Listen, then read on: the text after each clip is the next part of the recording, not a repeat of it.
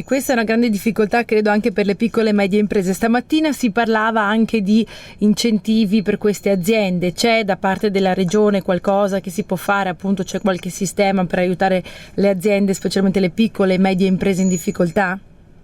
Ma guardi, noi adesso siamo stati i primi in Europa ad aver riconosciuto il progetto per il lavoro, quindi il piano straordinario, che sono 764 milioni di euro.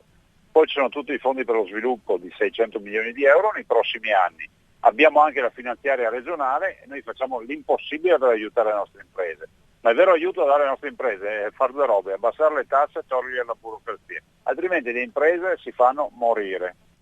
Ci scrive anche un ascoltatore che gestisce un punto vendita di quelli che fanno i galletti allo spiedo, per farci capire, no?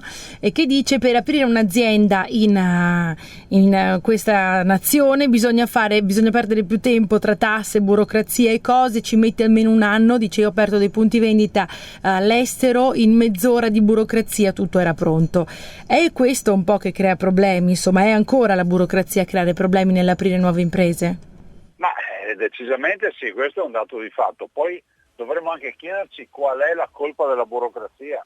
Cioè, io vedo poi che i cittadini, se gli bocciano il figlio a scuola, ricorrono al TAR. E questa non è la burocrazia all'ennesima potenza. Non dico che è colpa del cittadino, però dico che se tutti facciamo un passo indietro, magari facciamo in modo che il cittadino non venga trattato come un delinquente da chi fa le leggi, ma che ci sia anche, come si può dire, una civile convivenza, perché quando tu fai una legge per l'agricoltura, che so, per un vigneto, scusatemi l'espressione, poi c'è sempre qualcuno che non ha l'uva, non fa vino, che ti chiede di normare sui fitofarmaci, ti chiede di normare sulla qualità dei pali da piantare nel vigneto, sulla qualità dei fili di ferro, su come devono essere fatte le lavorazioni, e lei capisce che questa è tutta burocrazia, ma sono cittadini contro altri cittadini.